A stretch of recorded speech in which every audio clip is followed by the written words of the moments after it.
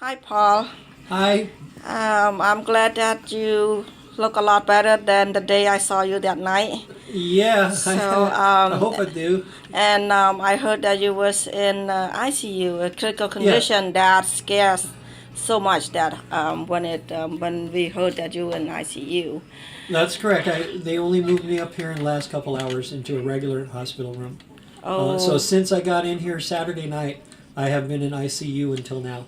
oh wow! Did they see any damage of Yeah, your what they did, they initial first they did a chest X-ray, then they did a CAT scan, then they did MRIs, and the first doctor that reported to be honest, he scared me because he said he's going to put me into ICU, and he said I would be there 3 to 5 days. His own words were, "You're very sick. It's more serious than you think it is," because I could move around, so I was in a lot of pain. I hurt a lot, but he said I have a bruise on my spinal cord, and that means it could lead to paralysis.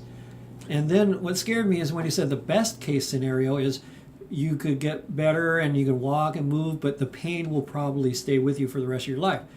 And that really scared me because the pain we were talking about then was excruciating. It was it was unbelievable. It was like lightning shocks across my shoulders and chest, and they would just be random, and they were terrible pains. And it was like that all the next day until today. It feels a lot better. I mean, it hurts. Don't get my shoulders and right here. If I just touching right here hurts a lot, but it's nothing compared to yesterday. So how long you in the ICU? Up until a few hours ago. So So Saturday night, then so over yeah, 2 days. yeah, Sunday, and then most of today. So Okay. how long? What time do we get up here? About 4. Yeah. So all of Sunday, and then until about 4 this evening Okay. today. Do you remember exactly what happened? Well, I remember what I saw and what I didn't see. All in a nutshell, um, there were many of Manette's supporters.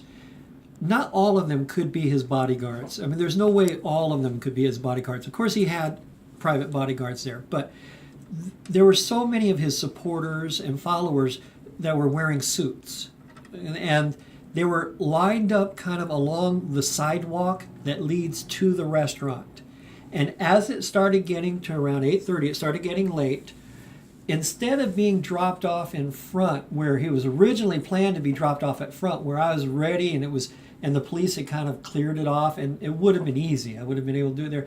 Instead, he got out at the south end of the walkway, and in his little entourage, he had a group of guys around him, was walking up the walkway alongside of all of his followers in suits that were lined up on the walkway. So as he started getting closer, I tried to break through the line, of these guys. I had the subpoena, big envelope in my hand, and just as I was trying to break through, and his group was right there about 4 feet away from me. I didn't see it. I felt it, and a witness told me later what they saw. But all I felt was something from behind pick me up, throw me down backwards on my head on the asphalt. So I landed on my head. Now, I have spoken to Martin, who said there was a witness who said that the guy next to me put his arm around me and just kind of, boom, just pick me up, threw me like that. Do So- they ask you any question why you doing here before they do that to you? No, because it was all so fast. I was just trying to break through, give him this subpoena, and then, boom, that was it, and then I was on the ground. Did you got the police report? Yes. Well, to be honest, I'm disappointed in the action because the Long Beach police were there. First of all, I was lying there for 30 seconds, and I was literally paralyzed. I did not know this until the first couple of seconds, because my first reaction, I wanted to get up, pick up the subpoena, and go after him, and I could not get up. So next thing I tried to move my arms, and I was trying very hard. I was using everything I could. I couldn't move my arms. I couldn't move my legs. I could only lie there literally 30 seconds. It was about 30 seconds. And the police doing nothing. Right. They didn't do anything. Finally, I was able to roll over and my arms were flopping. I wanted to get my glasses. They were on the ground and, you know, and then finally I saw a policeman there and that's why I wanted to get him before he stepped on him. And you know, they took forever. And, so they, you know, they took forever. Finally, I can't remember if one of them helped me sit up or if I managed on my own. But well, I'm very disappointed. They didn't do anything there. I mean, they didn't even try to do anything. All they did was finally get me up to move me over to the grass to get out of the way. And one of them was saying, well, do you want it? He said, do you want to go to the hospital or not? You know, and I said, well, maybe I should. And then that's when that interview was taken, when you saw that. From VOA. 1 second, I'm sorry. Okay. Is it, no, I'm saying, 1 second, and then what do you, just your yeah, phone. back. And so my other disappointment with the Long Beach police was finally we get here, and I'm in the waiting room waiting to get checked in, so they come and take my statement. And it's like at the end they go, okay, well, like, do you want to prosecute? Because, you know, kind of like, well, there's probably nothing you can do about it. And I'm saying, well, if we can find who's responsible, I do want to prosecute. He goes, okay, so he checks it off. My second complaint is right then and there. This was like half an hour after this. That thing went on for quite a while. Why didn't they go there and investigate? Now I gave them all this information. Why didn't they go and investigate or talk to anyone? Did the police arrest the guy that did that to Hell you? no, they didn't. That's what I'm saying. They didn't even go back. I mean, they didn't do anything. That's my question. Why they did not arrest the guy at the scene? Well, no, absolutely. That's now granted. You know, they might not have seen who did it either. So I mean, I'm not blaming them for that. But I mean, why didn't they take any action or do anything to try to find out? Right. I understand, and before they criticize me, I understand it was a madhouse. It was a wild scene. I tried to tell them before that. I identified myself. I said, now I'm not talking. I did this twice. I did this early on. There were 4